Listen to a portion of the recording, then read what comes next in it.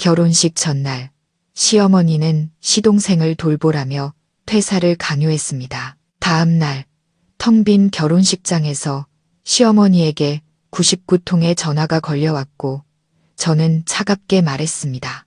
저희 아직 혼인신고 안 했는데 누구시죠? 연말의 서울은 가끔 변덕스럽게 비를 뿌리곤 했지만 오늘따라 하늘은 이상할 정도로 맑고 푸르렀습니다. 따스한 황금빛 햇살이 강남의 고급 주상복합 아파트, 저와 준호 씨가 함께 꾸려갈 보금자리가 될 이곳의 커다란 창문으로 부드럽게 스며들고 있었습니다. 이제 단 하루만 지나면 저는 순백의 웨딩드레스를 입고 사랑하는 남자의 손을 잡고 결혼식장에 들어설 것입니다.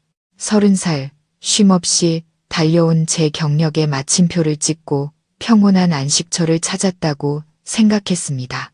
저는 화려하게 장식된 아파트를 둘러보며 미소를 지었습니다. 우아한 크림색 소파부터 반짝이는 크리스탈 샹들리에까지 모든 것이 제 손으로 직접 고르고 배치한 것들이었습니다. 준호 씨는 제 미적 감각을 믿는다며 제가 즐거우면 그걸로 충분하다고 말했죠. 그의 신뢰와 다정함은 저를 세상에서 가장 행복한 여자로 만들어 주었습니다. 마지막 남은 에콰도르산 장미를 2000도자기 화병에 꽂고 있을 때 초인종이 울렸습니다. 저는 결혼식 부케를 배달 온 직원이 마지막 확인을 하러 왔나 보다 생각하며 기쁘게 문을 열었습니다. 하지만 제 앞에 서 있는 사람은 꽃 배달 직원이 아닌 예비 시어머니인 김 여사님과 그 옆에 선 준호 씨의 동생 민호였습니다. 저를 보자마자 김 여사님은 환한 미소를 지었지만 어째서인지 저는 그 미소 뒤에 숨겨진 계산적인 무언가를 느낄 수 있었습니다. 그녀는 다짜고짜 제 손을 잡고 집 안으로 저를 이끌었습니다. 수진아, 나랑 민호가 너 보러 왔다.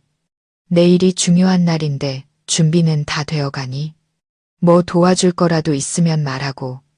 예비 시동생인 민호는 조용히 뒤를 따랐습니다. 그는 깡마르고 창백한 얼굴로 늘 땅바닥만 보고 걸었습니다. 바람 앞에 갈대처럼 위태로워 보이는 모습이었죠. 처음 만난 날부터 김 여사님은 입버릇처럼 민호가 몸이 약해 어릴 때부터 병치레가 잦아 세심한 보살핌이 필요하다고 말했습니다. 저도 그를 안타깝게 여겨 한 번도 의심해 본 적이 없었습니다.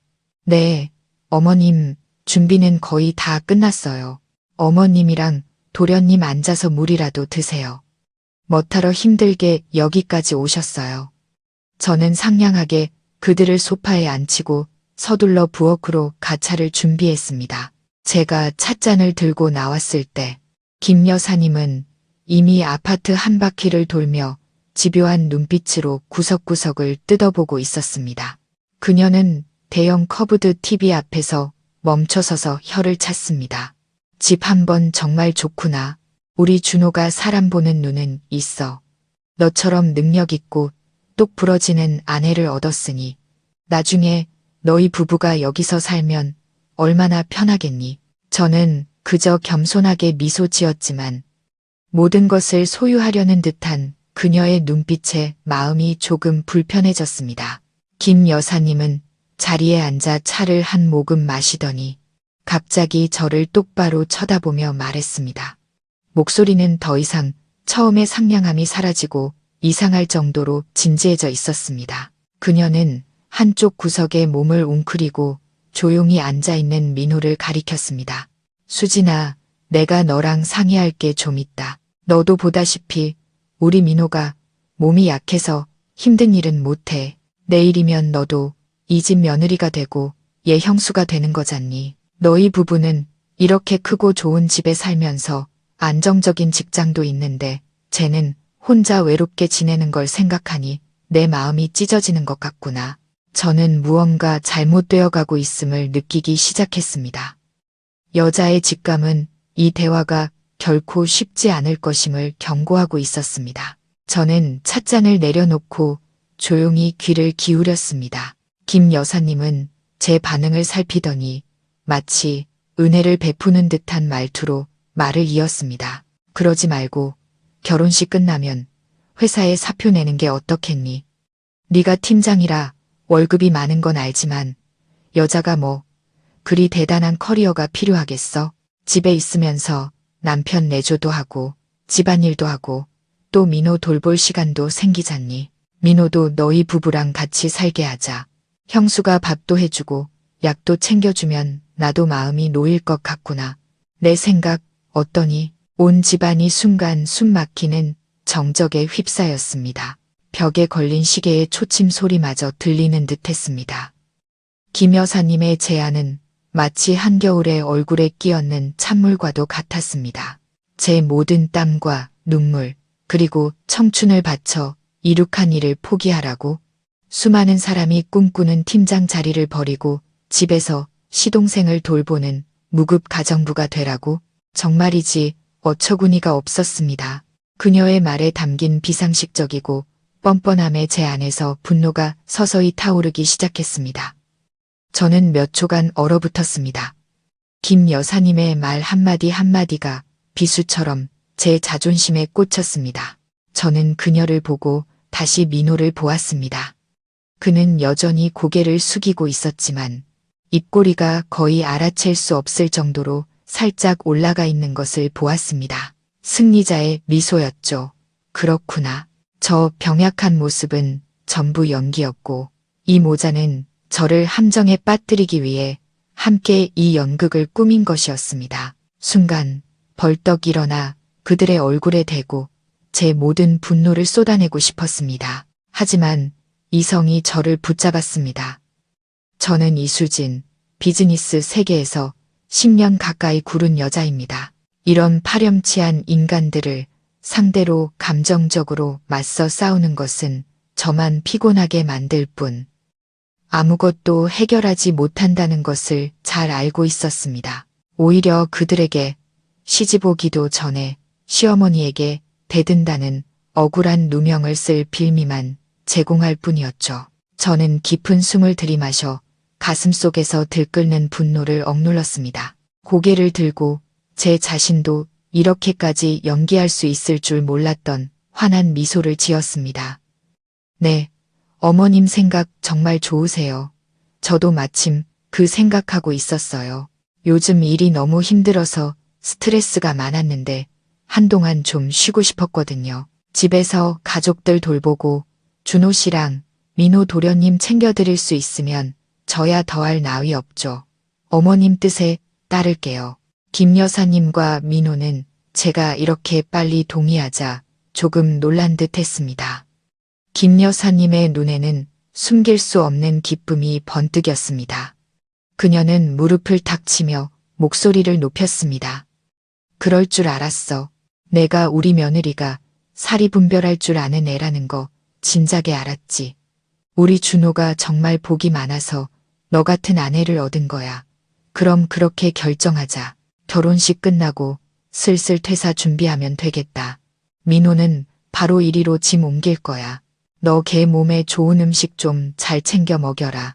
입이 짧아서 여간 까다로운 게 아니야. 그녀는 민호의 식습관, 버릇, 먹어야 할 음식, 챙겨야 할 약에 대해 쉴 새 없이 떠들어대기 시작했습니다. 마치 제가 이미 그들의 가정부가 된 것처럼 말이죠. 저는 여전히 그 자리에 앉아 인내심 있게 들으며 미소를 유지했지만 마음속에서는 이미 계획이 세워지고 있었습니다.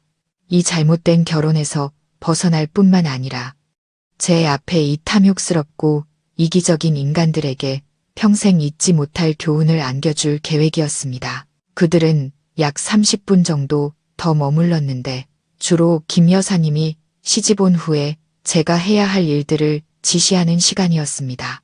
저는 그저 온순하고 순종적인 며느리 역할을 완벽하게 수행하며 네, 네 하고 대답할 뿐이었습니다. 모자가 만족하며 돌아갈 때 저는 문 밖까지 그들을 배웅하며 잊지 않고 정중하게 고개를 숙였습니다. 문이 닫히자마자 제 얼굴에서 미소는 즉시 사라졌습니다. 저는 문에 등을 기댄 채 서 있었는데 온몸에 힘이 쭉 빠지는 것 같았습니다. 혐오감과 분노가 목구멍까지 치밀어 올랐습니다. 저는 준호 씨를, 그의 순수하고 진실된 모습을 사랑했습니다. 하지만 이제 와 깨달으니 그 순수함은 사실 나약함에 불과했습니다. 그는 어머니의 계획을 분명히 알고 있었지만 침묵으로 일관하며 그녀가 제 인생을 마음대로 재단하도록 내버려 둔 것입니다. 그의 사랑이란 것도 결국 그 정도 가치밖에 되지 않았던 거죠. 저는 침실로 들어가 옷장을 열었습니다. 순백의 웨딩드레스가 보호 커버에 쌓여 소중하게 걸려 있었습니다. 오늘 아침까지만 해도 저는 온갖 기쁨과 희망을 품고 이 드레스를 바라보았습니다. 하지만 지금 제 눈에 비친 그것은 거대한 거짓의 상징일 뿐이었습니다. 이 결혼은 절대로 이루어질 수 없습니다. 저는 이런 가족 안에서 제 인생을 묻어버릴 수 없습니다. 하지만 그저 취소하는 것만으로는 부족합니다. 저는 그들의 탐욕과 더러운 계산에 대한 대가를 치르게 해야만 했습니다. 분노가 가라앉자 차가울 정도로 침착해졌습니다. 저는 화장대 의자에 앉아 거울 속 제 얼굴을 들여다보았습니다. 눈은 붉게 충혈되었지만 눈빛은 그 어느 때보다 단호했습니다. 저는 다른 사람들이 쉽게 짓밟을 수 있는 약한 여자가 아닙니다. 저는 맨손으로 시작해 스스로의 힘으로 커리어를 쌓고 집과 차를 장만했습니다. 저는 제 자신을 지킬 충분한 능력과 지혜를 가지고 있습니다. 문득 한 가지 사실이 떠올랐습니다. 약 한 달 전 준호 씨는 제게 신용카드 가족카드를 한 장 주면서 말했습니다. 결혼 준비와 신혼집 꾸미는데 편하게 쓰라고요. 비밀번호는 제 생일이라고 했는데 그 당시에는 정말 낭만적인 행동이라고 생각했습니다. 하지만 저는 경제적으로 독립적인 습관이 있었기에 크고 작은 모든 비용을 제 돈으로 해결해서 그 카드는 거의 사용하지 않았습니다. 다만 추적하기 편하도록 제 휴대폰의 은행 앱에 연동해 두었죠. 한 가지 생각이 머리를 스쳤습니다. 저는 떨리는 손으로 은행 앱을 열었습니다. 가족카드의 거래 내역을 훑어볼 때 심장이 쿵쾅거렸습니다. 눈앞이 아찔해졌습니다. 엄청난 금액의 지출 내역이 눈앞에 펼쳐졌고 모든 거래는 최근 한 달 이내에 이루어진 것들이었습니다. 한 고급 보석 가게에서 결제된 5천만 원이 넘는 금액, 상세 내역을 눌러보니 옥팔찌 구매 영수증이었습니다. 저는 멍하니 최근 준호 씨 집에 놀러 갔을 때 김 여사님 손목에서 똑같은 팔찌를 봤던 것을 기억해냈습니다. 그때 그녀는 이웃들에게 자랑하며 예비 며느리가 효심이 깊어 사준 것이라고 했습니다. 저는 그저 농담인 줄로만 알았는데 그녀가 감히 아들 카드로 직접 사서 제게 좋은 평판을 뒤집어 씌울 줄은 상상도 못했습니다. 여기서 끝이 아니었습니다. 저는 계속해서 스크롤을 내렸습니다. 수천만 원이 한국산 홍삼, 동충하초, 호주산 초유 같은 비싼 수입 건강기능식품에 사용되었습니다. 심지어 고급 스파 이용권, 명품 옷 쇼핑 영수증까지 있었습니다. 김 여사님이 이 가족카드로 쓴 총액은 거의 1억 원에 달했습니다. 분노와 경멸감이 동시에 치밀어 올랐습니다. 그렇구나. 그들 눈에 저는 마음껏 파낼 수 있는 금광과 다름없었던 것입니다. 그들이 저를 능력 있고 성공했다고 칭찬한 것은 저를 아껴서가 아니라 제가 소유한 자산을 보고 한 말이었습니다. 그들은 아들이 저와 결혼해서 제 노동의 대가 위에서 당당하게 호의호식하기를 바랐던 것입니다. 생각할수록 제 결정이 전적으로 옳았다는 확신이 들었습니다. 저는 이 인간들이 단 1초라도 더 저를 이용하도록 내버려 둘 수 없었습니다. 저는 즉시 모든 거래 내역을 화면 캡처하여 휴대폰과 컴퓨터의 별도 폴더에 신중하게 저장했습니다. 이것은 빼도 박도 못할 증거가 될 것입니다. 하지만 지출 증거만으로는 충분하지 않았습니다. 저는 즉시 행동에 옮겨야 했습니다. 저는 휴대폰을 들고 은행 콜센터 번호를 찾았습니다. 수화기 너머로 상담원의 부드러운 목소리가 들려왔습니다. 저는 심호흡을 하며 목소리가 떨리지 않도록 애썼습니다. 안녕하세요. 저는 수진이라고 합니다. 끝번호가 인신용카드의 본카드 소유자인데요. 제 계정에 연결된 가족카드를 긴급 정지하고 싶어서요. 네, 고객님, 카드 정지 사유를 여쭤봐도 될까요? 가족카드가 허가되지 않은 목적으로 남용된 것 같습니다. 즉시 카드를 정지하고 영구적으로 해지해 주시길 바랍니다. 몇 가지 개인 정보를 확인한 후 상담원은 신속하게 제 요청을 처리해 주었습니다. 네, 고객님. 가족카드가 성공적으로 정지되었습니다. 전화를 끊고 나니 무거운 짐을 하나 덜어낸 기분이었습니다. 이것은 제 계획의 첫 단계에 불과했습니다. 다음 단계는 이 결혼을 단호하게 취소하고 그들이 매달리거나 말을 바꿀 어떤 기회도 주지 않는 것이었습니다. 카드를 정지시킨 후 저는 조금도 망설이지 않고 우리가 예약금을 걸어둔 웨딩홀의 매니저에게 전화를 걸었습니다. 매니저의 목소리는 여전히 매우 밝았습니다. 네, 수진 신부님, 저입니다. 내일 예식을 위해 어떤 도움이 필요하신가요? 저는 침착하게 대답했습니다. 안녕하세요, 매니저님, 저 수진입니다. 내일 예식장을 예약했던 사람인데요. 결혼식을 전부 취소하려고 전화드렸습니다. 수화기 너머는 몇 초간 침묵이 흘렀습니다. 아마도 그는 너무 충격을 받은 모양이었습니다. 네, 뭐라고요? 결혼식을 취소하신다고요? 하지만 신부님, 모든 준비가 다 끝났습니다.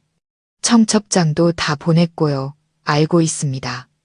불편을 드려 정말 죄송합니다. 계약서에 따라 제가 지불한 예약금 전액은 포기하겠습니다. 관련된 모든 부서에 이 사실을 알려주세요. 감사합니다. 저는 그가 더 물어볼 기회를 주지 않고 한 번의 말을 쏟아낸 뒤 전화를 끊었습니다. 저는 이 결정이 준호 씨 가족뿐만 아니라 양가 친지, 친구들 모두에게 큰 충격을 줄 것이라는 걸 알고 있었습니다. 하지만 평생을 고통과 자책 속에서 사는 것보다 한 번 아프고 마는 것이 낫습니다. 이어서 저는 웨딩 스튜디오, 웨딩드레스숍, 장식팀 등 결혼식과 관련된 모든 업체에 전화를 걸었습니다. 통화할 때마다 저는 제 결정을 명확히 밝히고 계약에 따른 위약금을 감수하겠다고 했습니다. 잃어버린 돈은 다시 벌 수 있지만 제 명예와 자유는 무엇과도 바꿀 수 없는 것이니까요. 모든 일을 처리하고 나니 저는 아파트를 둘러보았습니다. 몇 시간 전만 해도 제 자부심과 희망이었던 이 공간이 이제는 낯설고 숨 막히는 느낌을 주었습니다. 저는 단 1분도 더 이곳에 머물 수 없었습니다. 저는 옷장에서 큰 여행 가방을 꺼내 제 개인 짐을 챙기기 시작했습니다. 꼭 필요한 것들만 챙겼습니다. 옷, 신분증, 노트북, 그리고 준호 씨와 관련 없는 몇 가지 기념품들, 우리가 함께 샀던 물건들, 그가 제게 선물했던 것들은 모두 남겨두었습니다. 저는 이 거짓된 사랑을 떠올리게 하는 어떤 것도 가지고 가고 싶지 않았습니다. 화장대 서랍을 정리하다가 제 손이 붉은 벨벳 상자 앞에서 멈췄습니다. 안에는 준호 씨가 제게 주었던 청혼 반지가 있었습니다. 다이아몬드는 불빛 아래서 반짝였지만 지금 제 눈에는 그저 값어치 없는 유리 조각에 불과했습니다. 저는 차갑게 상자 뚜껑을 닫고 얼마 전에 찍은 웨딩 사진 바로 옆 자 위에 올려두었습니다. 모든 것이 침묵 속에서 진행되었습니다. 옷이 가방에 담기는 바스락거리는 소리, 지퍼를 닫는 소리, 그리고 마룻바닥 위를 걷는 제 발소리만이 들릴 뿐이었습니다. 저는 기계적으로 움직였고 머릿속은 텅 비어 있었습니다. 울지 않았습니다.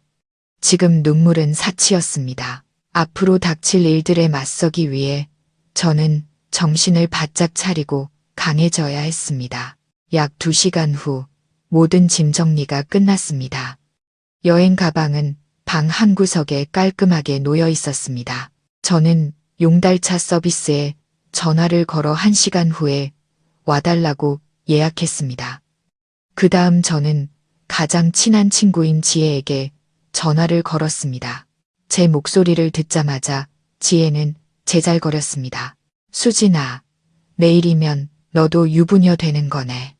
오늘 밤에 우리 싱글 파티라도 열어서 마지막 밤을 불태워야 하는 거 아니야? 지혜의 목소리를 듣자 목이 꽉 메어왔습니다. 저는 감정을 억누르며 최대한 침착한 목소리로 말했습니다. 지혜야, 결혼식 취소됐어. 지금 바로 우리 집으로 와줄 수 있어? 짐 옮기는 것 좀 도와줘. 수화기 저편은 갑자기 조용해졌습니다. 몇 초 후 지혜가 소리쳤습니다.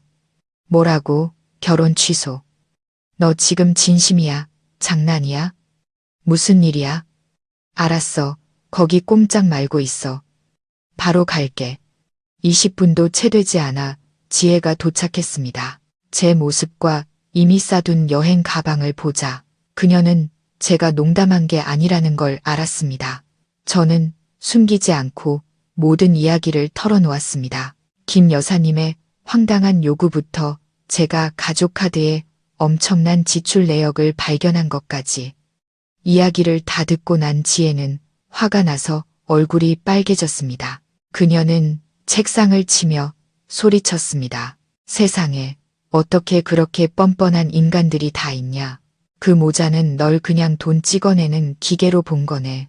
준호 그 자식은 진짜 비겁하고 나약한 놈이었어. 네가 일찍 알아챈 게 천만다행이야. 내 결정은 전적으로 옳아. 가자. 내가 이 지긋지긋한 곳에서 벗어나는 거 도와줄게. 하루라도 빨리 떠나야 해. 지혜가 곁에 있어주니 저는 어느 정도 위안을 느꼈습니다. 우리는 함께 마지막 상자들을 거실로 옮겼습니다. 바로 그때 예약했던 용달차도 도착했습니다. 다음 날 아침 저는 지혜가 임시로 구해준 서비스드 레지던스에서 눈을 떴습니다. 창문으로 햇살이 비쳤지만 제 마음은 무겁게 가라앉아 있었습니다. 계획대로라면 지금쯤 저는 메이크업 숍에서 가장 아름다운 신부가 되기 위해 준비하고 있어야 했습니다. 하지만 현실은 완전히 낯선 공간에 홀로 앉아 있었습니다. 제 휴대폰은 무서울 정도로 조용했습니다. 아마 아직 폭풍이 본격적으로 시작되지 않은 모양이었습니다. 저는 설탕 없는 블랙커피를 한 잔 탔습니다. 그 씁쓸한 맛이 저를 더 정신 차리게 했습니다. 저는 오늘이 긴 하루가 될 것임을 알고 있었습니다. 일부러 휴대폰 벨소리를 끄고 진동 모드로만 해두었습니다. 준호 씨로부터 어떤 해명이나 비난도 듣고 싶지 않았습니다. 모든 것이 선을 넘었고 더 이상 되돌릴 수 있는 것은 아무것도 없었습니다. 오전 9시경 예식이 시작될 시간 제 휴대폰이 미친 듯이 울리기 시작했습니다. 화면에는 시어머니라는 두 글자가 떠 있었습니다. 저는 비웃으며 휴대폰이 계속 울리도록 내버려 두었습니다. 분명 지금쯤 웨딩홀은 난리가 났을 겁니다. 하객들은 도착했고 음식은 차려졌지만 신랑과 신부는 보이지 않으니까요. 저는 지금 이 순간 김 여사님의 표정을 상상할 수 있었습니다. 놀라움과 걱정에서 시작해 극도의 분노로 변해가는 얼굴을요. 김 여사님의 전화가 끊기자마자 이번엔 준호 씨, 그 다음엔 준호 씨의 아버지, 그리고 가까운 친척 몇몇에게서 전화가 걸려왔습니다. 제 휴대폰은 마치 다급하고 분노에 찬 외침처럼 쉴 새 없이 울려댔습니다. 하지만 저는 여전히 무시했습니다. 저는 태연하게 앉아 커피를 한 모금씩 마시며 노트북을 켜고 업무 이메일을 확인하기 시작했습니다. 저는 그들이 없어도 제 삶은 계속되고 심지어 더 나아질 수 있다는 것을 보여줘야 했습니다. 점심 무렵이 되어 전화가 뜸해질 때쯤 김 여사님의 번호로 문자가 한 통 왔습니다. 문자 내용은 온갖 욕설과 인신공격으로 가득 차 있었습니다. 그녀는 저를 교양 없는 년, 사기꾼이라고 부르며 자기 가족 전체에 망신을 줬다고 했습니다. 그녀는 제 회사까지 찾아와서 끝장을 보겠다고 협박했습니다. 그 문자들을 읽으며 저는 두려움보다는 그녀의 어리석음에 실소가 나왔습니다. 잘못한 것은 그들이면서 마치 자신들이 피해자인 것처럼 행동하고 있었습니다. 잠시 후 준호 씨에게서 장문의 문자가 왔습니다. 그는 미안하다고, 어머니가 좀 심한 말을 한 것 같다고 하면서도 제가 왜 그렇게 충동적이고 경솔하게 행동했는지 나무랐습니다. 그는 저를 매우 사랑한다며 해명할 기회를 한 번만 달라고 애원했습니다. 기회? 저는 혼잣말을 중얼거렸습니다. 당신은 이미 너무 많은 기회가 있었어, 준호 씨. 내 편에 설 기회. 당신이 결혼할 여자를 지켜줄 기회. 하지만 당신은 망설임 없이 당신 어머니의 편에 서는 것을 선택했지. 저는 이제 마주해야 할 때라고 결정했습니다. 계속 피할 수만은 없었습니다. 저는 김 여사님에게 다시 전화를 걸었습니다. 제가 전화하자마자 그녀는 즉시 받았습니다. 그녀의 목소리는 전화기를 뚫고 제 고막을 찢을 듯 했습니다. 아, 이년아, 네가 감히 나한테 다시 전화를 해? 너 지금 어디 숨어 있어? 네가 지금 무슨 짓을 저질렀는지 알아? 손님들은 다 오셨는데 넌 사라져 버렸잖아. 우리 집안을 온 세상에 망신시키고 싶었던 거야. 저는 그녀가 계속 말하도록 두지 않았습니다. 저는 그녀의 말을 끊으며 감정 하나 없는 차가운 목소리로 말했습니다. 아주머니, 아마 잊으셨나 본데 저와 준호 씨는 아직 혼인신고를 하지 않았습니다. 법적으로 우리는 아무런 관계도 아니에요. 제가 아주머니의 말씀을 듣거나 지시에 따라야 할 의무는 전혀 없습니다. 제 침착하고 또렷한 목소리는 김 여사님을 잠시 멈칫하게 만든 것 같았습니다. 그녀는 아마도 명령하고 다른 사람들이 복종하는데 너무 익숙해서 제가 이렇게 정면으로 반박할 줄은 상상도 못했을 겁니다. 몇 초간의 침묵 후 그녀는 이전보다 더 날카로운 목소리로 소리쳤습니다. 너 뭐라고? 어른한테 말하는 맥세 좀 봐라. 혼인신고 안 했으면 뭐? 청첩장은 사방에 다 돌렸고 음식도 다 예약했어. 네가 이렇게 나오면 내 아들 명예, 우리 집안 명예는 뭐가 되냐고. 명예요? 저는 비웃었습니다. 명예란 존중과 정직함으로 쌓아 올리는 것입니다. 아주머니는 제게 시동생을 수발들기 위해 제 경력을 포기하라고 요구하셨습니다. 그게 존중인가요? 아주머니는 아드님 명의지만 제 이름으로 발급된 카드를 몰래 사용해서 개인적인 사치를 위해 수억 원을 낭비하셨습니다. 그게 정직한 건가요? 수화기 저편은 다시 한번 침묵에 잠겼습니다. 저는 그녀의 약점을 정확히 찔렀다는 것을 알았습니다. 저는 여전히 차가운 목소리로 말을 이었습니다. 저는 모든 거래 내역을 저장해 두었습니다. 5천만 원이 넘는 옷 팔찌, 비싼 건강기능식품들, 고급 스파 이용 내역까지 증거는 충분합니다. 이 모든 걸 아주머니의 친척, 친구분들께 공개해 드릴까요? 이번에는 김 여사님이 더 이상 소리치지 못했습니다. 그녀의 목소리는 떨리며 더듬거렸습니다. 내가 그걸 어떻게, 준호가 너한테 카드를 줬으니 너한테 책임이 있는 거 아니야. 제 책임에 아주머니의 사치스러운 생활비를 대주는 건 포함되어 있지 않습니다. 더 이상 아주머니와 말씨름할 시간 없네요. 결혼 이야기는 여기서 끝난 걸로 하죠. 재정 문제도 준호 씨와 곧 연락해서 깔끔하게 정리하겠습니다. 그럼 이만. 저는 그녀가 더 이상 어떤 말도 할 기회를 주지 않고 즉시 전화를 끊었습니다. 저는 의자에 털썩 주저앉아 긴 한숨을 내쉬었습니다.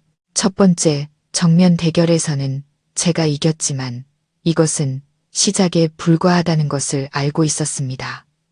김 여사님 같은 사람은 절대 쉽게 포기하지 않을 테니까요.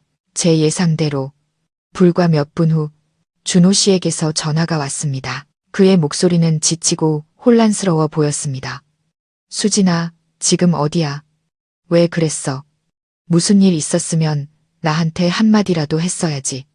당신한테 말해서 뭐 하게요? 당신 어머니는 좋은 뜻으로 그런 거다. 아니면 어머니는 연세가 많으시니 내가 이해해라. 또 그 소리나 했겠죠. 당신 어머니의 이기심을 이해해 주는 것도 이제 지긋지긋해요. 수진아, 그러지 마. 어머니는 그냥 민호 걱정돼서 그러신 거야. 너도 걔 어릴 때부터 몸 약한 거 알잖아. 그 말을 듣자 저는 더 이상 참을 수 없었습니다. 저는 쓰라리고 비꼬는 듯한 웃음을 터뜨렸습니다. 몸이 약하다고? 준호 씨, 언제까지 저를 속이고 당신 자신까지 속일 셈이에요. 제 웃음소리에 수화기 저편의 준호 씨는 당황한 듯 했습니다. 그는 더듬거리며 말했습니다. 그게 무슨 소리야? 민호 몸 안 좋은 건 우리 가족 다 아는 사실인데, 그래요? 그럼 당신의 그 병약한 동생이 지난주에 친구들이랑 한라산 등반할 힘은 어디서 났는지 설명 좀 해보실래요? SNS에 자랑스럽게 인증샷까지 올렸던데 제가 그 사진 보내드릴까요? 사실 어제 김 여사님 모자가 떠난 후 증거를 수집하던 중 저는 소셜미디어에서 민호의 이름을 검색해 보았고 실망하지 않았습니다. 그의 개인 페이지에는 아무것도 없었지만 친구들이 태그한 사진 속에서 민호는 완전히 건강하고 심지어 건장해 보이기까지 하는 청년이었습니다. 그는 축구, 수영부터 등산까지 온갖 스포츠 활동에 참여하고 있었습니다. 한라산 정상에서 환하게 웃고 있는 그의 사진은 그와 그의 어머니가 꾸민 병약한 연극에 대한 가장 확실한 증거였습니다. 수화기 저편은 무섭도록 조용해졌습니다. 그의 가족 전체가 필사적으로 숨기려 했던 비밀이 제게 가차없이 폭로되었을 때 준호 씨의 경악한 표정을 상상할 수 있었습니다. 저는 계속했습니다. 목소리는 더욱 날카로워졌습니다. 그는 아픈 게 아니에요, 준호 씨. 그는 그저 게으르고 일하기 싫어서 남에게 기대고 싶을 뿐이에요. 그리고 당신을 포함한 당신 가족 모두가 그 게으름을 감싸줬죠. 심지어 그를 위해 제 인생 전부를 희생시키려고까지 했고요. 그게 옳다고 생각해요, 준호 씨. 수진아, 나는 몰랐어. 정말이야. 엄마랑 민호가 나한테 숨겼어. 거짓말 그만해요. 저는 더 이상 평정심을 유지하지 못하고 소리쳤습니다. 당신은 그들과 한 집에 살면서 아무것도 몰랐다고요. 아니면 알면서도 모른 척한 거겠죠. 당신은 어머니 말씀에 거역하지 못하는 효자 아들이니까요. 아니면 당신도 나처럼 경제적 조건이 좋은 아내를 얻었으니 그녀가 시댁 식구들까지 책임지는 건 당연하다고 생각했나요? 제 말은 비수처럼 준호 씨의 자존심을 찔렀습니다. 그는 침묵했습니다. 그의 침묵이야말로 가장 확실한 대답이었습니다. 그는 모든 것을 알고 있었습니다. 그는 어머니의 계획에 동참한 공범이었습니다. 그가 제게 바쳤던 사랑도 아마 그 계획의 일부였을 뿐이겠죠. 가슴이 찢어지는 듯한 고통이 밀려왔습니다. 마음의 준비를 하고 있었지만 이 잔인한 진실과 마주하는 것은 여전히 상처가 되었습니다. 저는 이 남자를 사랑했고 그와 함께 인생의 마지막까지 함께하고 싶었습니다. 하지만 이제 남은 것은 실망과 경멸뿐이었습니다. 우리 정말 끝났어, 준호 씨. 제 목소리가 갈라졌습니다. 우리 사이에 더 이상 할 말은 없어. 당신 어머니가 쓴 1억 원 빚에 대해서는 제가 상세 내역서를 보내줄게요. 그 돈 갚을 준비나 해요. 그렇지 않으면 우리 법정에서 보게 될 거야. 말을 마치고 저는 전화를 끊었습니다. 더 이상 그의 목소리를 듣고 싶지 않았습니다. 모든 것이 너무나 명백해졌습니다. 이 싸움에서 저는 돈뿐만 아니라 제 자신을 위한 명예와 공정함까지 되찾을 것입니다. 준호 씨와의 통화 후 저는 한동안 멍하니 앉아 있었습니다. 고통과 실망감은 여전했지만 이성은 제게 무너지면 안 된다고 말하고 있었습니다. 저는 더 강해져야 했고 제 자신을 지키기 위해 더 많은 증거를 모아야 했습니다. 저는 은행 명세서를 다시 열어 모든 지출 항목을 하나하나 꼼꼼히 다시 검토했습니다. 사치스러운 쇼핑 외에도 몇 개의 낯선 계좌로 소액이 여러 번 이체된 것을 발견했습니다. 저는 이 모든 것을 화면 캡처하여 신중하게 표시해 두었습니다. 이 거래들에도 문제가 있다는 느낌이 들었습니다. 저는 다시 지혜에게 전화하기로 했습니다. 지금 그녀는 제가 믿고 의지할 수 있는 유일한 사람이었습니다. 지혜야, 내 도움이 한 번 더 필요해. 무슨 일인데 말만 해. 내 능력 안에서라면 뭐든지. 수화기 넘어 지혜의 목소리는 여전히 활기찼습니다. 명세서를 다시 확인해 봤는데 그 아줌마 카드에서 수상한 계좌 이체 내역이 몇 개 있어. 혹시 은행 쪽이나 정보 조사할 능력 있는 사람 알아? 이 계좌들 주인이 누군지 알고 싶어. 지혜는 잠시 생각하더니 대답했습니다. 내 사촌 오빠한테 한번 물어볼게. 사이버 보안팀에서 일하니까 아마 도와줄 수 있을 거야. 정보 나한테 보내줘. 걱정 마. 이 일은 조용히 처리할게. 정말 고마워, 지혜야. 친구 사이에 뭘. 근데 그쪽 집안은 지금 어때? 완전 벌집 쑤셔놓은 것 같겠지? 저는 한숨을 쉬며 지혜에게 김 여사님과 준호 씨와의 2번의 통화 내용과 제가 민호의 병약한 연극을 폭로한 이야기를 들려주었습니다. 지혜는 이야기를 듣고 다시 한번 분노했습니다. 진짜 온 가족이 사기꾼이네. 수진아, 너 정말 잘했어. 그런 인간들한테는 절대 봐주면 안 돼. 강하게 나가. 내 뒤에는 나랑 친구들이 있으니까. 지혜의 격려는 제게 더 큰 힘을 주었습니다. 그녀에게 의심스러운 계좌 정보를 보낸 후 저는 제가 가진 증거들을 정리하기 시작했습니다. 신용카드 거래 내역, 민호가 건강하다는 것을 증명하는 사진들, 김 여사님의 욕설과 협박이 담긴 문자 메시지. 저는 이 모든 것을 논리적이고 명확하게 정리하여 여러 안전한 곳에 여러 개의 사본으로 저장했습니다. 저는 이 싸움이 단지 돈을 돌려받는 것에서 끝나지 않을 것임을 알고 있었습니다. 김 여사님의 성격상 그녀는 절대로 저를 가만두지 않을 것입니다. 그녀는 협박했던 대로 제 회사에 와서 소란을 피울 수도 있었습니다. 저는 미리 대응 방안을 준비해야 했습니다. 저는 김 여사님 모자가 저희 집에 와서 황당한 요구를 했을 때부터 제가 부채를 발견하고 파혼을 결심하기까지의 모든 사건을 상세히 기술한 경위서를 미리 작성하기로 했습니다. 저는 모든 증거를 첨부하여 객관적으로 서술할 것입니다. 만약 그녀가 감히 회사에 와서 난동을 부린다면 저는 주저하지 않고 이 경위서를 경영진과 동료들에게 공개할 것입니다. 회사에서의 제 평판과 위치를 고려할 때 모두가 저를 믿어줄 것이라고 확신했습니다. 하루 종일 긴장과 분주함 속에서 지나갔습니다. 저녁이 되자 지혜에게서 전화가 왔습니다. 그녀의 목소리는 심각해 보였습니다. 수진아, 결과 나왔어. 준호 엄마가 돈 보낸 계좌들은 전부 그 아줌마, 동네 이웃이나 친척들 계좌래. 내 사촌 오빠가 좀 더 깊이 파봤는데 그 아줌마가 이 사람들한테 오래전에 돈을 빌리고 계속 갚지 않고 미루고 있었대. 아마 내 카드로 긁은 돈으로 빚 일부를 갚거나 아니면 그걸 빌미로 돈을 더 빌리려고 했던 것 같아. 지혜의 말을 듣고 저는 망연자실했습니다. 그 가족은 탐욕스러울 뿐만 아니라 빚더미에 빠져 있었던 것입니다. 제가 일을 그만두고 집에 있기를 원했던 것은 단지 수발들 사람이 필요해서가 아니라 제 재정을 완전히 통제하고 저를 그들의 빚을 갚는 도구로 만들려는 더 악랄한 음모였던 것입니다. 세상에 정말 믿을 수가 없어.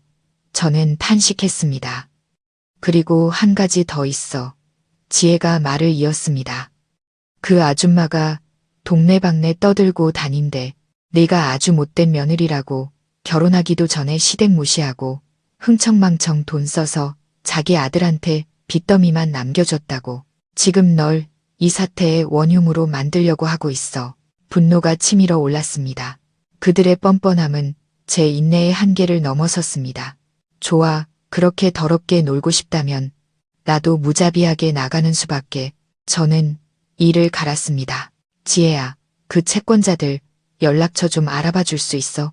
다음 날 아침 저는 무거운 마음과 동시에 굳은 결심을 하고 회사에 출근했습니다. 개인적인 일로 업무에 영향을 미치고 싶지는 않았지만 더 이상 이곳에 오래 머물 수 없다는 것도 알고 있었습니다.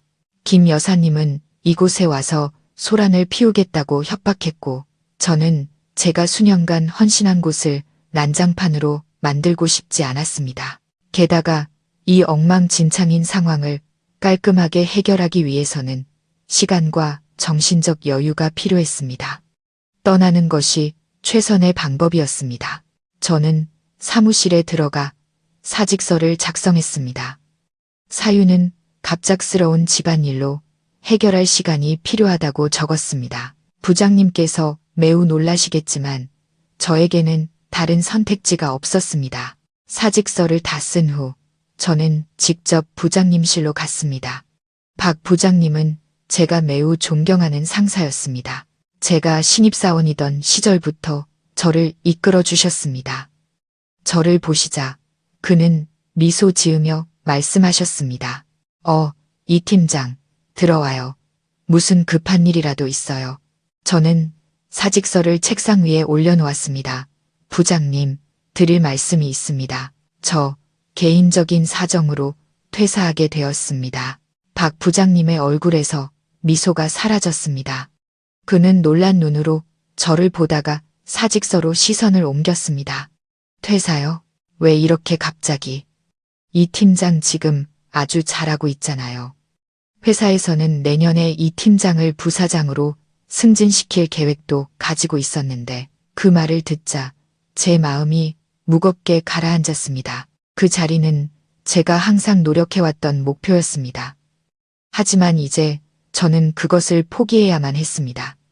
부장님의 신뢰에 감사드립니다. 하지만 정말 해결해야 할 개인적인 사정이 생겼습니다. 제 개인적인 일로 회사에 누를 끼치고 싶지 않습니다. 제 목소리가 잠겼습니다. 박 부장님은 한동안 저를 바라보았습니다. 그의 눈빛에는 이해심이 가득했습니다. 알겠어요. 이 팀장이 이미 결정했다면 존중해야지. 하지만 기억해요. 회사 문은 언제나 이 팀장을 위해 열려 있을 거라는 걸. 혹시 도움이 필요한 어려운 일이 생기면 주저 말고 나한테 말해요. 상사의 친절함에 저는 큰 감동을 받았습니다. 저는 그에게 고개 숙여 감사 인사를 하고 사무실로 돌아와 업무 인수인계를 시작했습니다. 저는 최대한 전문적이고 책임감 있는 모습으로 떠나고 싶었습니다. 서류 정리에 한창 몰두하고 있을 때 전화벨이 울렸습니다. 지혜였습니다. 수진아, 조심해. 준호 그 자식이 지금 너 사는 레지던스로 가고 있어. 방금 내가 앉아있는 카페 앞을 차로 쌩하고 지나가는 거 봤어. 얼굴이 완전 살벌하던데 심장이 덜컥 내려앉았습니다. 저는 서둘러 제 소지품을 가방에 챙겨 넣었습니다. 알았어. 걱정 마. 내가 처리할 수 있어. 저는 급히 회사를 빠져나와 택시를 타고 레지던스로 향했습니다. 그가 도착하기 전에 제가 먼저 도착해야 했습니다. 복도나 문 앞에서 그와 마주쳐 이웃들의 이목을 끌고 싶지 않았습니다. 다행히 저는 제 시간에 도착했습니다. 문을 닫은 지 몇 분 지나지 않아 미친 듯이 다급하게 초인종을 누르는 소리가 들렸습니다. 그리고는 준호 씨의 고함과 함께 문을 쿵쿵 두드리는 소리가 들렸습니다. 수진아, 문 열어. 너 안에 있는 거 다 알아. 문 열고 나랑 얘기 좀 해. 저는 문 뒤에 꼼짝 않고 서 있었습니다. 심장이 마구 뛰었습니다. 그가 무서운 것은 아니었지만 이런 난폭한 행동이 혐오스러웠습니다. 이것이 내가 사랑했던 남자의 진짜 모습이란 말인가? 다정하고 진실되다는 건 전부 껍데기였나? 수진아, 문 안 열면 내가 부수고 들어갈 거야. 내 인내심 시험하지 마. 그는 계속해서 소리쳤고 문을 두드리는 소리는 점점 더 강해졌습니다.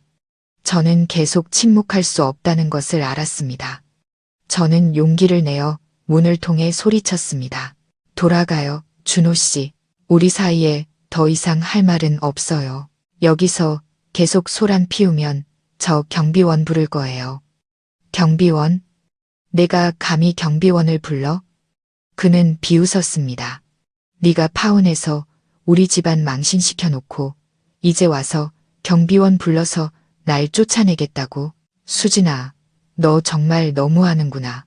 실랑이는 약 15분간 계속되었습니다. 그는 끊임없이 문을 두드리고 소리쳤습니다. 저는 이대로 가다가는 건물 경비원이 조만간 개입할 것이라는 걸 알았습니다. 제가 관리사무소에 전화하려던 바로 그때 두 번째 초인종 소리가 들렸습니다. 이번에는 여자의 목소리였습니다.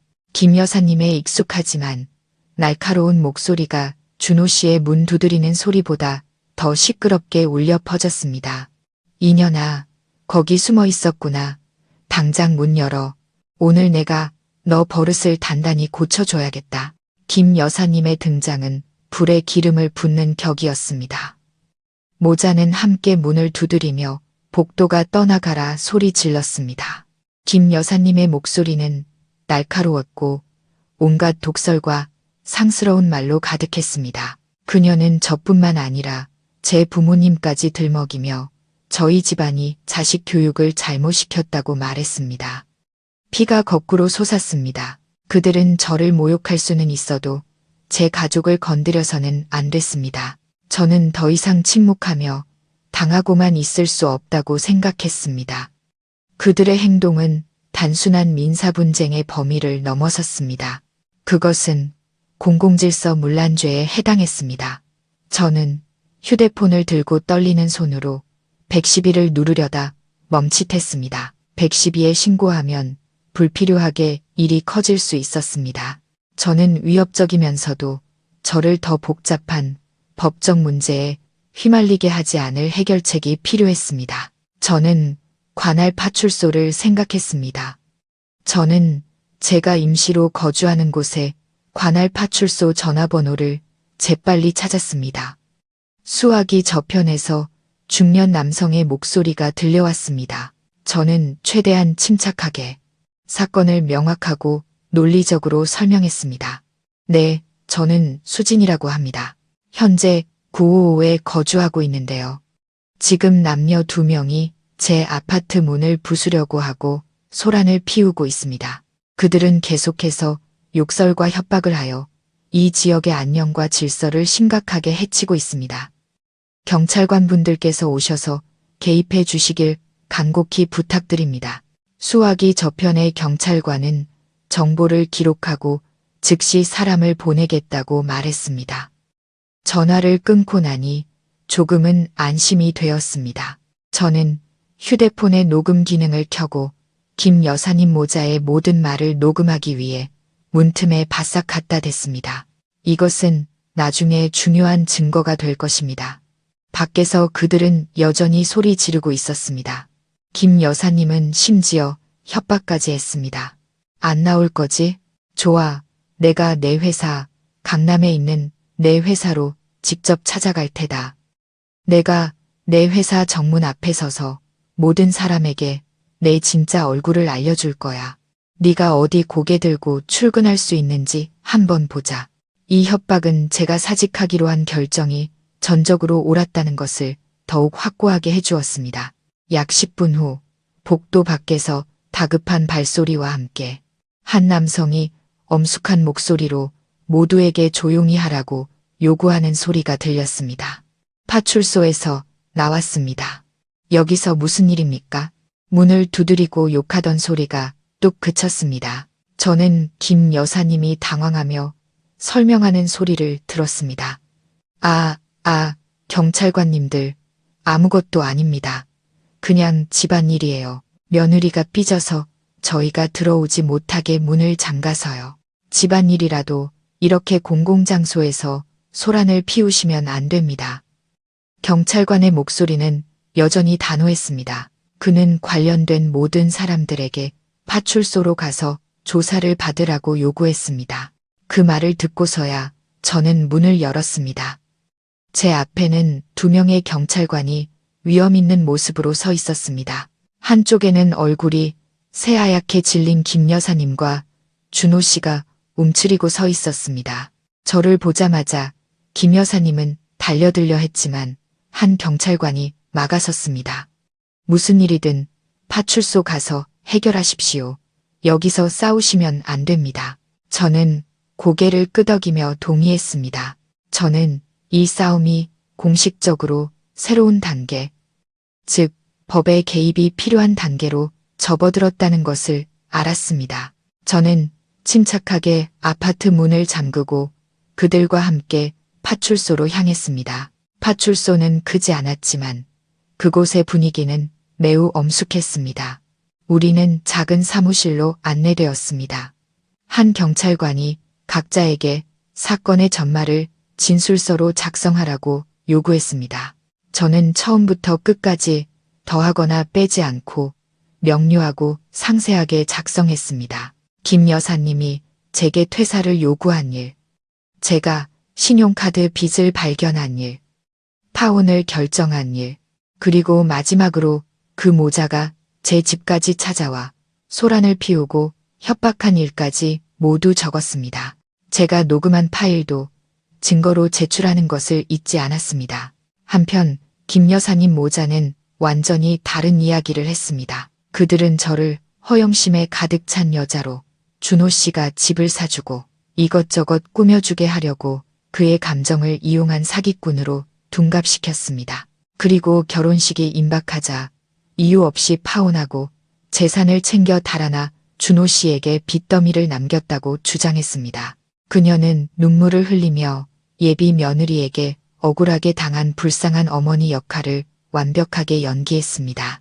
그 뻔뻔한 거짓말을 들으며 저는 그저 침묵한 채 차가운 눈빛으로 그들의 연극을 지켜보았습니다. 저는 진실은 결국 밝혀질 것이라고 믿었습니다. 제가 가진 녹음 파일과 증거들이 모든 것을 말해줄 것이었습니다. 양측의 진술서를 모두 읽고 녹음 파일을 들은 후 50대로 보이는 파출소장님은 인자하지만 엄격한 표정으로 김 여사님 모자를 보며 고개를 저었습니다. 두 분과 아드님, 시민의 주거지에서 공공질서를 어지럽히는 행위는 위법입니다. 녹음 파일에는 두 분이 수진 씨에게 가한 협박과 모욕적인 언행이 명확하게 담겨 있습니다. 원칙적으로는 저희가 행정처분으로 과태료를 부과할 수 있습니다. 김 여사님과 준호 씨의 얼굴색이 변했습니다. 소장님은 좀 더 부드러운 목소리로 말을 이었습니다. 하지만 이 사건이 내부 갈등에서 비롯된 점을 감안하여 양측이 먼저 화해하기를 권고합니다. 우선 재정 문제에 대해 수진 씨는 가족카드로부터 지출된 총 1억 3천만 원에 대한 명세서를 모두 가지고 있습니다. 자잘한 비용은 제외하고도요. 이 금액에 대해서는 가족분들이 수진 씨에게 변제할 책임이 있습니다. 김 여사님은 즉시 벌떡 일어났습니다. 우리가 왜 갚아야 해요? 카드는 내 아들이 걔한테 준 거고 걔가 안 썼으면 누가 썼겠어요? 아주머니 말씀은 틀렸습니다. 저는 침착하게 말했습니다. 그 카드는 비록 가족 카드이지만 제 이름과 신용으로 발급된 것입니다. 법적으로 최종 책임은 은행에 대해 제가 져야 합니다. 이 지출들은 모두 제 동의 없이 이루어졌습니다. 저는 충분한 증거를 가지고 있습니다. 논쟁은 격렬해지기 시작했습니다. 준호 씨는 침묵했고 김 여사님만이 완강하게 혐의를 부인했습니다. 긴장이 최고조에 달했을 때 처음부터 한쪽 구석에 조용히 앉아있던 민호가 갑자기 벌떡 일어났습니다. 그는 저를 손가락으로 가리키며 어머니 못지않은 날카로운 목소리로 소리쳤습니다. 누나가 뭔데 우리 엄마를 모함해. 우리 엄마는 누나 돈 안 썼어. 누나가 다 쓰고 엄마한테 뒤집어 씌우는 거잖아. 말을 마치고 그는 저를 향해 거칠게 달려들었습니다. 너무나 갑작스러워서 저는 한 걸음 뒤로 물러서는 것밖에 할 수 없었지만 민호는 이미 손을 휘둘러 저를 강하게 밀쳤습니다. 저는 비틀거리며 근처에 있던 탁자에 부딪혔습니다. 탁자 위에 있던 화병이 바닥으로 떨어져 산산조각 났습니다. 방 안에 있던 모든 사람들이 경악했습니다. 2명의 경찰관이 즉시 달려들어 민호를 제압했습니다. 소장님은 책상을 치며 크게 소리쳤습니다. 지금 뭐 하는 겁니까? 감히 파출소 안에서 사람을 폭행해요. 민호의 어리석은 행동은 모든 것을 폭로했습니다. 그의 병약하고 아픈 척하던 모습은 완전히 사라지고 대신 난폭하고 공격적인 모습이 드러났습니다. 그리고 더 중요한 것은 이 모든 행동이 사무실 안의 CCTV에 선명하게 녹화되었다는 것입니다. 민호의 폭력적인 행동은 상황을 완전히 바꿔놓았습니다. 파출소장님은 매우 엄격한 태도를 보였습니다. 그는 즉시 민호의 폭행 및 공공기물 파손 행위에 대한 조서를 작성하라고 지시했습니다. 김 여사님은 아들이 공경에 처한 것을 보고 허둥지둥 애원했습니다. 경찰관님들, 제 아들이 아직 어리고 철이 없어서 그럽니다. 제발 이번 한 번만 용서해 주세요. 엄마 걱정하는 마음에 순간적으로 생각 없이 행동한 거예요. 하지만 소장님은 흔들리지 않았습니다. 아주머니, 법은 철없는 것을 봐주지 않습니다. 그의 행동은 책임을 추궁할 충분한 요소를 갖추고 있습니다. CCTV에 모든 것이 녹화되었습니다. 경찰의 단호한 태도를 보고 나서야 김 여사님, 모자는 진짜 두려움을 느끼기 시작했습니다. 준호 씨는 서둘러 어머니를 끌어당겨 귓속말로 무언가 속삭였습니다. 잠시 후 김 여사님은 저를 향해 돌아섰습니다. 목소리는 완전히 수그러들었지만 여전히 억울함이 묻어 있었습니다. 알았어요. 알았다고. 그 1억 3천만 원 우리가 갚겠소. 우리가 재수 없었다고 치지. 뭐 이건 재수 없는 일이 아니라 책임의 문제입니다. 아주머니. 저는 차갑게 응수했습니다. 결국 경찰의 입회하에 양측은 잠정적인 합의에 이르렀습니다. 준호 씨, 가족은 일주일 안에 저에게 1억 3천만 원 전액을 변제하겠다는 각서를 작성해야 했습니다. 동시에 민호가 깨뜨린 화병값도 배상해야 했습니다. 소란 및 폭행 행위에 대해서는 경찰이 임시로 사건 기록을 남기기로 했습니다. 만약 그들이 다시 문제를 일으키면 법에 따라 엄중히 처리될 것이었습니다. 파출소를 나오며 저는 안도감과 함께 극심한 피로감을 느꼈습니다. 저는 작은 승리를 거두었지만 싸움이 아직 끝나지 않았다는 것을 알고 있었습니다. 거의 2억 원에 달하는 빚은 여전히 남아 있었고 지혜가 조사해낸 다른 대출금도 있었습니다. 김 여사님 모자의 성격상 그들이 순순히 돈을 갚을 것이라고 믿지 않았습니다. 저는 다음 단계를 위해 법률에 정통한 사람의 조언과 도움이 필요했습니다. 저는 대학 시절 친구였던 민준이가 떠올랐습니다. 민준이는 이제 민사소송 전문으로 유명한 변호사가 되어 있었습니다. 저는 그를 찾아가기로 했습니다. 민준이의 법률사무소는 강남의 번화한 거리에 있었습니다. 오랜만에 만난 친구를 보고 민준이는 매우 기뻐했습니다. 제가 처음부터 끝까지 모든 이야기를 들려주자 민준이의 표정은 매우 심각해졌습니다. 수진아, 너 정말 잘 대처했어. 증거를 수집하고 제때 경찰에 신고해서 개입시킨 건 정말 현명한 판단이었어. 민준이는 감탄하는 목소리로 말했습니다. 하지만 네가 말한 걸 들어보니 이 사건은 네가 생각하는 것보다 더 복잡할 수도 있겠어. 더 복잡하다니 무슨 말이야? 저는 걱정스럽게 물었습니다. 민준이가 분석했습니다. 첫째, 빚 문제.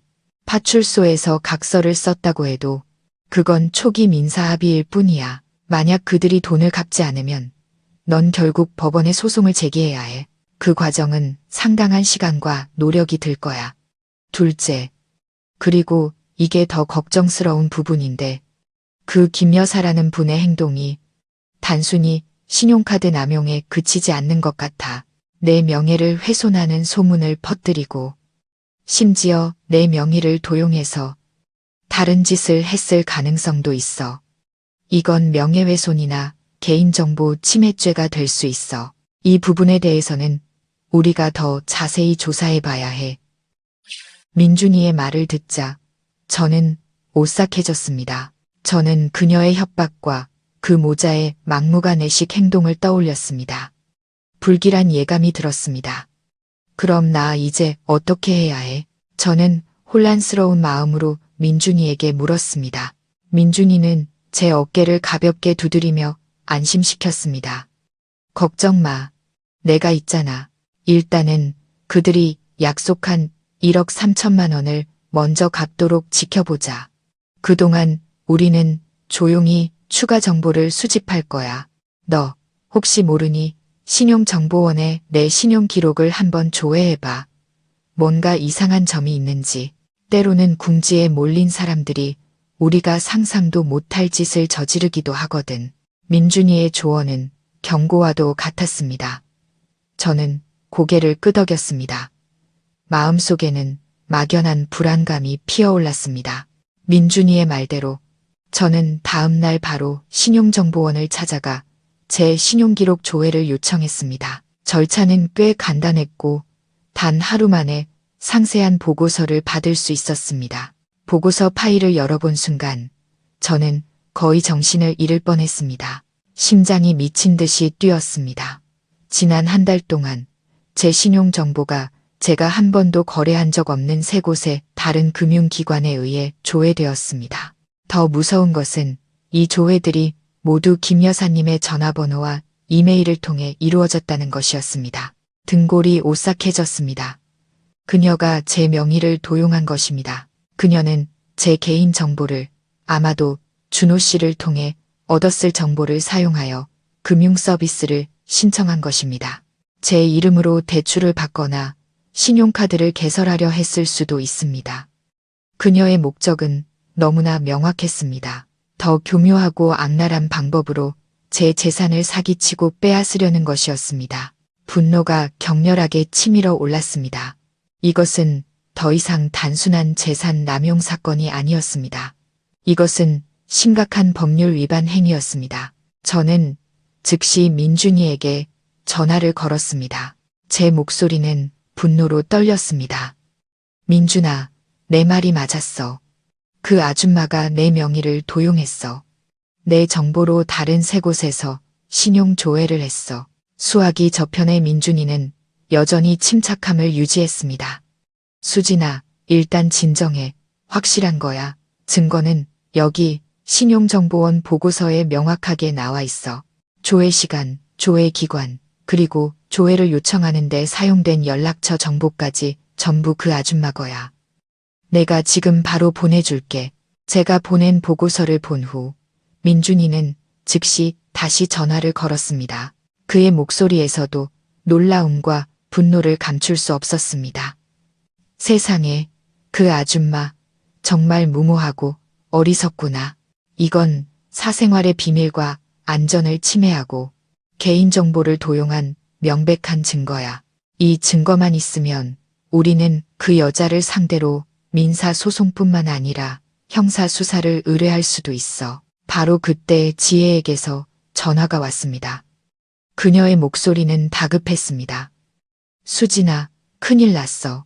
저번에 내가 말했던 그 채권자 아주머니 있잖아. 그분이 방금 나한테 전화했어. 그분이 방금 김 여사님이 웬 낯선 남자랑 같이 그들 가족이 살던 낡은 집을 보러 온 걸 봤대. 그 남자 아무래도 부동산 중개인 같다고. 그 아줌마가 그 집을 급하게 팔려는 것 같아. 이 정보는 제게 청천벽력과도 같았습니다. 저는 즉시 그녀의 음모를 알아차렸습니다. 그녀는 빚을 갚지 않기 위해 가족의 유일한 가치 있는 재산인 그 낡은 집을 처분하려 하고 있었던 것입니다. 그녀는 집을 팔아 돈을 챙겨 멀리 도망가고 저와 다른 채권자들에게는 휴지 조각 같은 빈문서만 남기려 했던 것입니다. 민준아, 그 아줌마가 집 팔아서 재산 빼돌리려고 해. 저는 전화기에 대고 소리쳤습니다. 뭐라고? 민준이도 경악했습니다. 안 돼. 우리 당장 행동해야 해. 수진아, 너 그 집 정확한 주소 알아? 등기부 등본에 있는 집원이나 토지 번호를 알면 더 좋고. 알아. 주소는 아는데 서류는 없어. 주소만으로도 충분해. 지금부터 내 말 잘 들어. 지금 바로 그 집이 있는 관할 등기소로 가. 그리고 그 재산에 대한 거래, 양도를 금지하는 가처분 신청을 해. 사유는 재산이 채무 분쟁 중에 있다고 하고 네가 가진 빚에 대한 모든 증거를 가지고 가. 은행 명세서, 파출소에서 쓴 각서 전부. 서둘러. 수진아, 시간이 없어. 단 1초도 망설이지 않고 저는 즉시 택시를 타고 등기소로 향했습니다. 가는 길에도 제 손은 여전히 떨렸습니다. 김 여사님 모자의 잔인함과 교활함은 제 상상을 초월했습니다. 그들은 제 재산을 빼앗으려 했을 뿐만 아니라 그들을 도와주었던 친척과 이웃들까지 파산시킬 작정이었습니다. 다행히 거래 금지 신청 절차는 그리 복잡하지 않았습니다. 제가 제공한 명확한 증거 덕분에 서류를 접수한 직원은 신속하게 처리해 주었습니다. 그들은 분쟁이 해결될 때까지 해당 주택에 대한 모든 양도, 매매 활동을 중단하도록 즉시 시스템에 업데이트하겠다고 약속했습니다. 등기소를 나오며 저는 안도의 한숨을 내쉬었습니다. 적어도 저는 그들의 재산 은닉, 음모를 막아냈습니다. 하지만 이것만으로는 충분하지 않았습니다. 저는 혼자 싸울 수 없었습니다. 다른 피해자들의 힘이 필요했습니다. 저는 지혜에게 전화했습니다. 지혜야, 마지막으로 하나만 더 도와줄 수 있어? 김 여사한테 돈 빌려준 모든 사람들과 내가 만날 수 있게 자리 좀 마련해줘. 그 사람들한테 모두가 돈을 돌려받을 수 있는 계획이 있다고 전해줘. 지혜는 즉시 동의했습니다. 단, 한나절 만에 그녀는 거의 10명의 가까운 사람들과 연락이 닿았습니다. 모두 김 여사님의 피해자들이었습니다. 만남은 그날 저녁 작은 카페에서 약속되었습니다. 제가 도착했을 때 카페 안의 분위기는 꽤 침울했습니다. 그들은 평범한 노동자들이었습니다. 어떤 사람은 먼 친척이었고 어떤 사람은 김 여사님 가족의 오랜 이웃이었습니다. 그들이 빌려준 돈은 그리 크지 않았습니다. 적게는 몇백만 원에서 많게는 몇천만 원까지. 하지만 그것은 모두 그들의 피땀 어린 돈이었습니다. 김 여사님은 그들의 신뢰와 정을 이용하여 돈을 빌린 후 계속해서 갚지 않고 미루고 있었던 것입니다. 저는 제가 가진 모든 증거를 테이블 위에 올려놓았습니다. 은행 명세서, 파출소 각서, 신용보고서, 그리고 부동산 거래 금지 신청 확인서까지. 저는 제 이야기를 하나도 숨김없이 모두 털어놓았습니다. 어르신들, 그리고 여기 계신 모든 분들, 저도 여러분과 같은 피해자입니다. 그 가족은 저를 속였을 뿐만 아니라 우리가 빌려준 돈을 모두 떼먹고 집을 팔아 도망갈 계획이었습니다. 제가 그들의 집 매각은 막아두었습니다. 하지만 돈을 돌려받기 위해서는 우리가 함께 행동해야 합니다. 저 혼자서는 목소리에 힘이 실리지 않습니다. 하지만 우리 모두가 한마음으로 뭉친다면 법은 우리 편이 되어줄 것입니다. 모두가 조용히 귀를 기울였습니다. 그들의 표정은 의심에서 점차 신뢰와 분노로 바뀌었습니다. 한 나이 드신 남성분이 테이블을 치며 말했습니다. 그런 인간들이 활개치고 다니게 놔둘 순 없지. 우리는 당신을 믿소. 말해보시오. 우리가 뭘 하면 되겠소. 내일, 저는 또렷하게 말했습니다. 우리는 함께 김 여사님 댁으로 갈 겁니다. 싸우기 위해서가 아니라 공정함을 요구하기 위해 공개적으로 대면하는 겁니다. 우리는 평화롭고 이성적으로, 합리적으로 행동할 겁니다. 그리고 모든 일이 법의 테두리 안에서 진행되도록 제가 변호사님도 함께 모셨습니다. 다음날 아침, 우리 10명 남짓한 사람들은 민준 변호사와 함께 김 여사님 댁 앞에 모였습니다. 작은 골목 안에 위치한 낡은 단층집이었습니다. 우리가 때로 몰려온 것을 보고 김 여사님의 얼굴색이 변했습니다. 그녀는 문을 쾅 닫으려 했지만 민준 변호사가 재빨리 발로 막아섰습니다. 김 여사님, 저희는 오늘 싸우러 온 것이 아닙니다. 단지 여사님께서 여기 계신 분들에게 빌리신 빚에 대해 정당하게 이야기하고 싶을 뿐입니다. 민준 변호사의 목소리는 단호했지만 매우 정중했습니다. 김 여사님은 예전 버릇을 드러내며 우리가 자신을 모함하고 집에 쳐들어와 소란을 피운다고 소리치기 시작했습니다. 하지만 이번에 그녀는 저뿐만 아니라 극도로 분노한 채권자 집단 전체와 마주해야 했습니다. 각자 증거를 내밀었습니다. 어떤 사람은 손으로 쓴 차용증을, 어떤 사람은 돈을 갚겠다고 약속한 그녀의 문자 메시지를 보여주었습니다. 집을 팔아 도망치려던 그녀의 음모도 그 자리에서 바로 폭로되었습니다. 집이 거래 금지되었다는 사실을 알자 그녀의 얼굴은 종이처럼 하얗게 질렸습니다. 그녀는 더 이상 변명할 것이 없었습니다. 대치는 긴장감 넘쳤지만 폭력은 없었습니다. 민준 변호사의 감독 아래 김 여사님은 마침내 모든 빚을 인정해야 했습니다. 하지만 그녀는 이제 갚을 돈이 없다며 울부짖었습니다. 바로 그때 그녀는 저를 보았고 그녀의 증오에 찬 눈빛이 제게 쏠렸습니다. 그녀는 이를 갈며 말했습니다. 다 너 때문이야. 네가 모든 걸 망쳐놨어. 내가 널 가만두지 않을 거야. 저는 김 여사님 같은 사람에게 그 협박이 빈말이 아니라는 것을 알고 있었습니다. 그리고 예상대로 다음 날 그녀는 자신의 협박을 실행에 옮겼습니다. 그때 저는 마지막 인수인계 절차를 마무리하기 위해 회사에 있었습니다. 비록 사직서를 냈지만 저는 모든 것이 순조롭게 이전되도록 확실히 하고 싶었습니다. 책상에 앉아 있는데 갑자기 안내 데스크 쪽에서 시끄러운 고함 소리가 들려왔습니다. 그리고 저는 남루한 옷차림에 머리가 헝클어진 김 여사님이 보안 요원들의 재질을 뿌리치고 제 사무실로 곧장 돌진하는 것을 보았습니다. 그녀는 걸어오면서 소리쳤습니다. 이수진 어디 있어? 그 사기꾼 여우년 어디 있냐고. 당장 나와. 사무실 전체가 숨을 죽였습니다. 모든 시선이 제게 쏠렸습니다. 저는 제가 예상했던 연극이 마침내 시작되었음을 알았습니다. 당황하거나 피하는 대신 저는 침착하게 일어섰습니다. 저는 이미 준비가 되어 있었습니다. 저는 보안 요원에게 그녀를 들여보내도 괜찮다는 신호를 보냈습니다.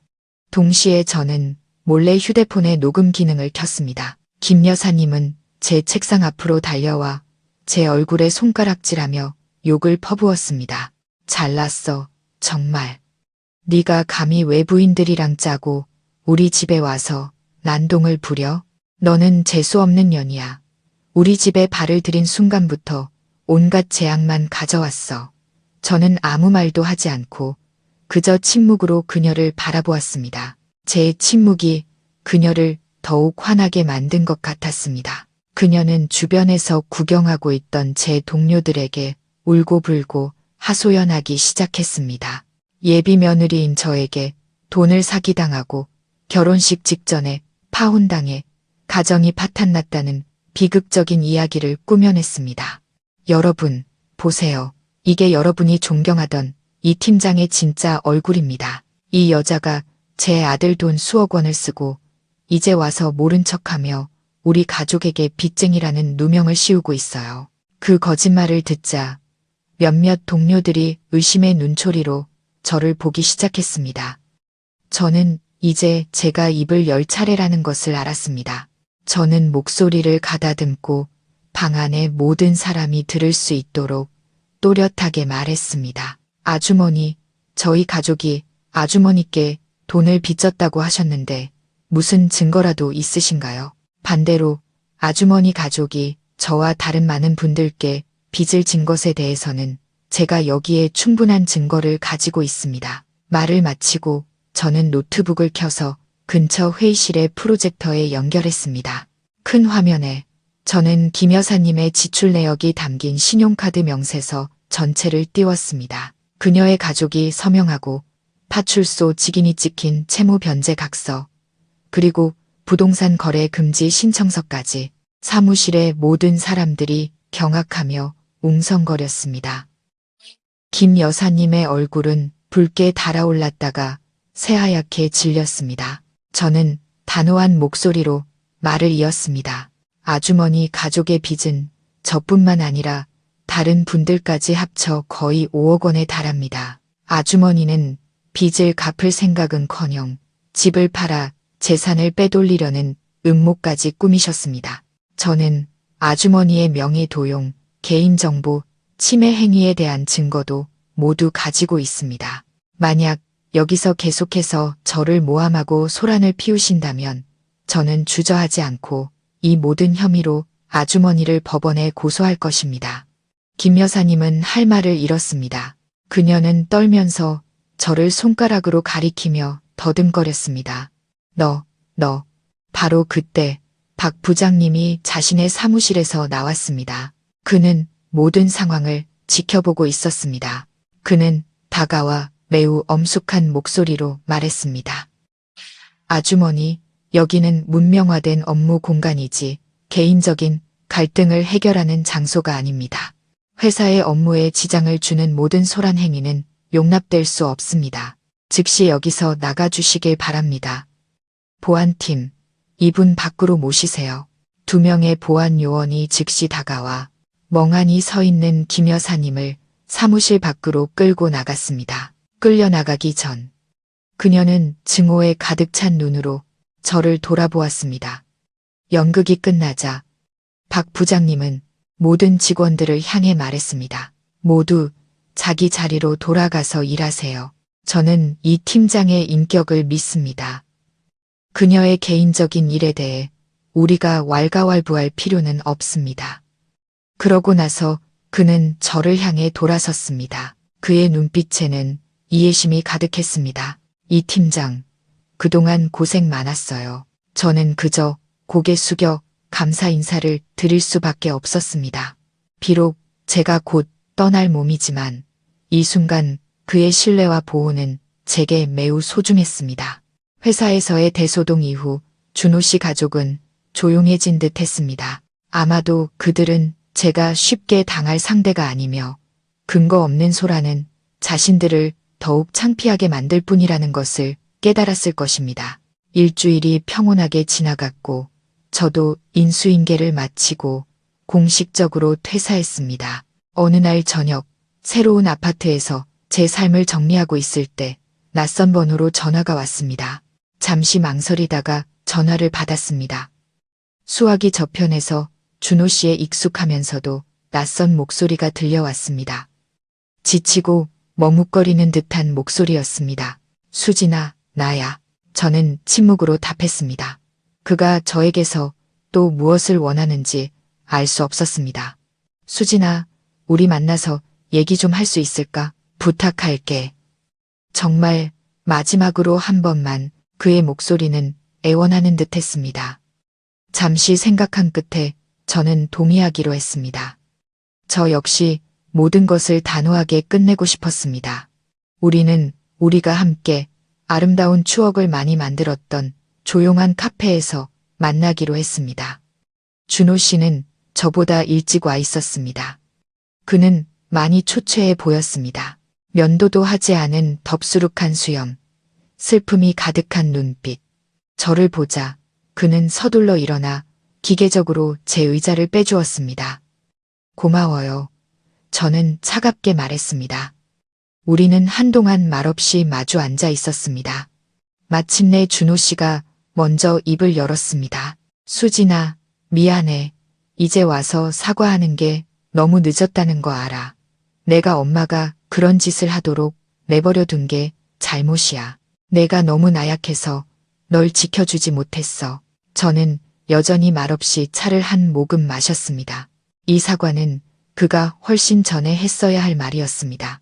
준호 씨는 씁쓸한 목소리로 말을 이었습니다. 내 회사에서 그 일이 있고 나서 엄마가 완전히 무너지셨어.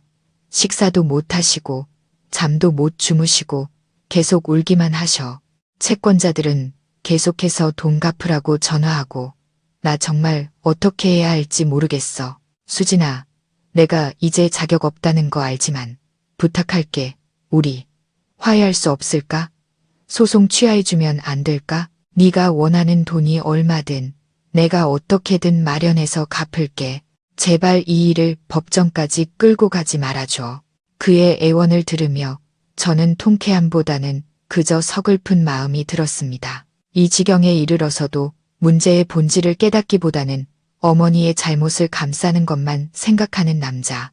저는 찻잔을 내려놓고 준호 씨의 눈을 똑바로 쳐다보았습니다. 화해요. 할 수 있어요. 법정까지 가지 않을 수도 있고요. 하지만 조건이 3가지 있어요.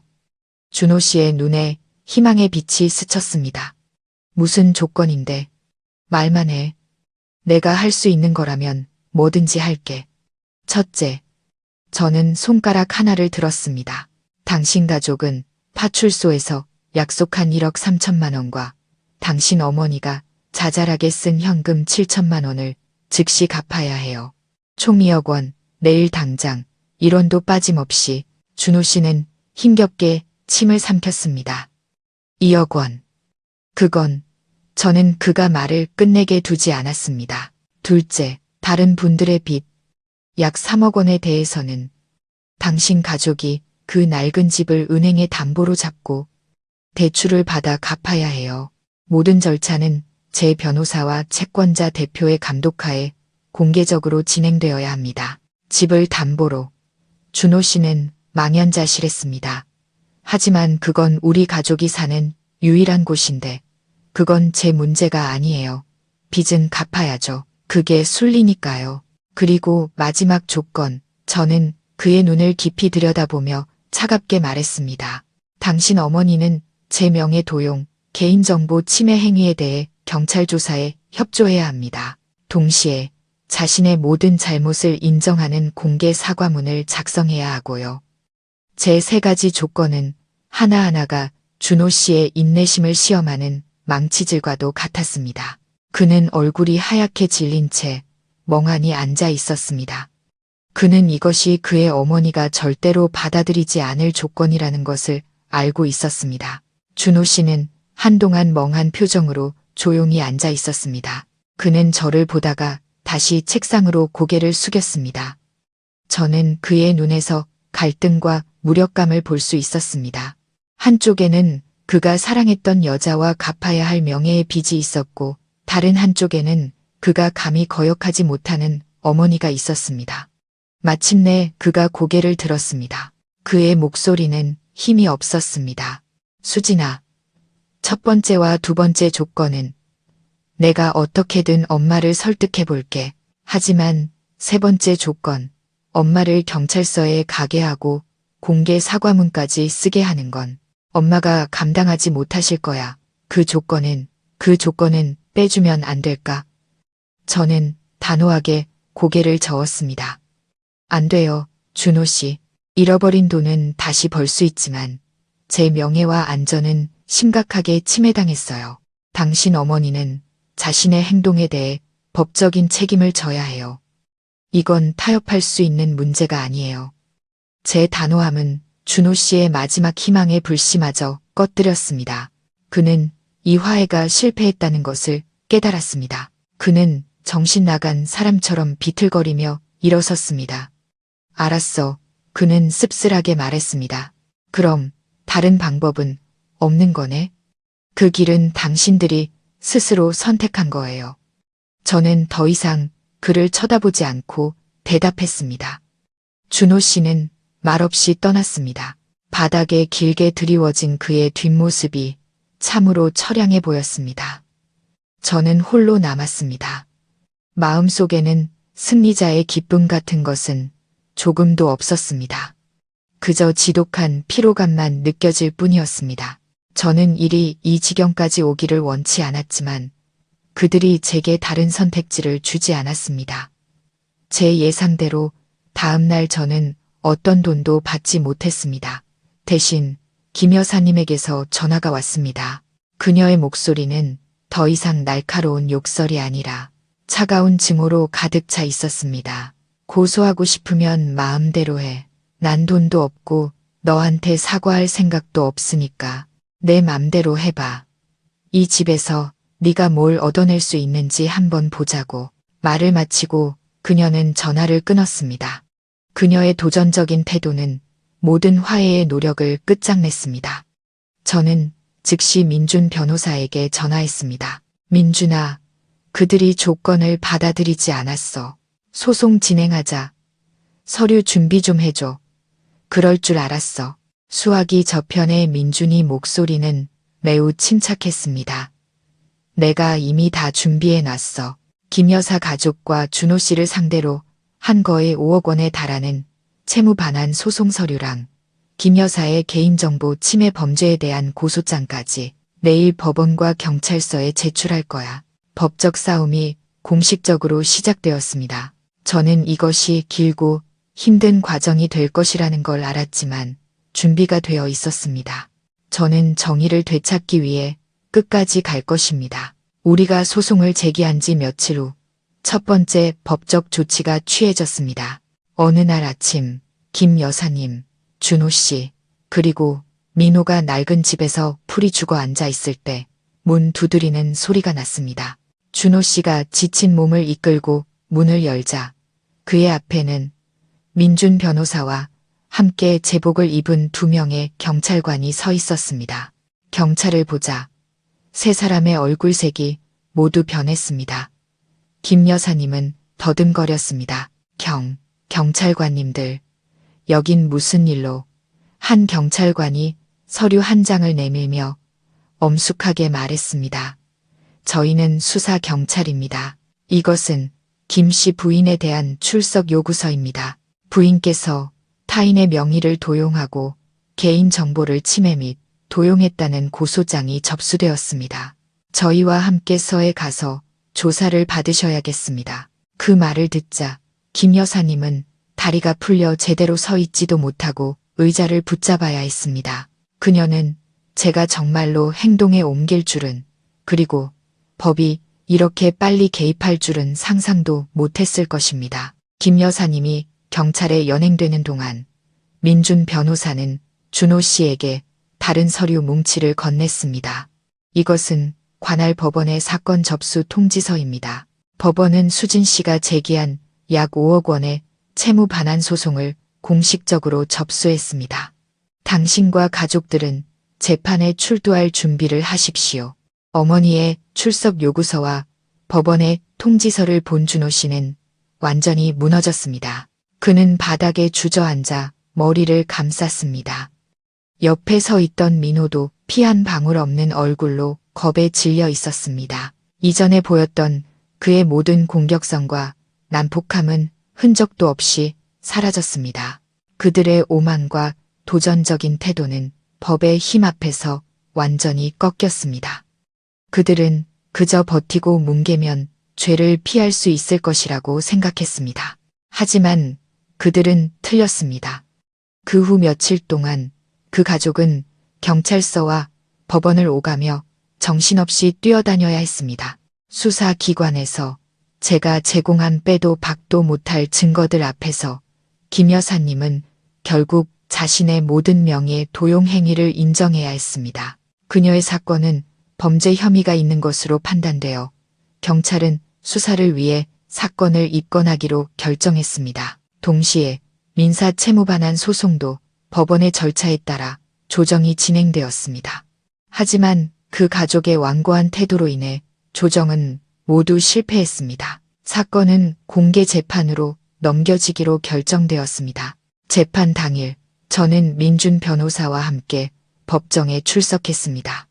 반대편에는 준호 씨와 민호만 참석했습니다.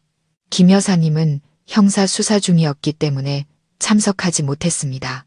재판은 큰 극적인 장면 없이 진행되었습니다. 모든 증거가 너무나 명백했기 때문입니다.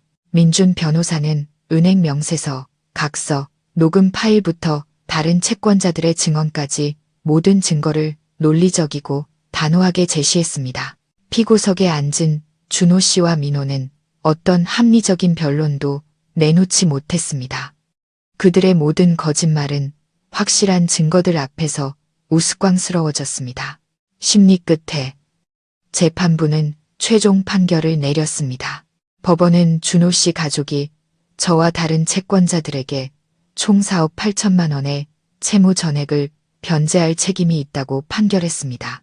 김 여사님의 형사사건에 대해서는 그녀의 행위가 너무 심각한 결과를 초래하지 않았고 그녀가 성실히 자백한 점을 감안하여 징역형은 면했습니다.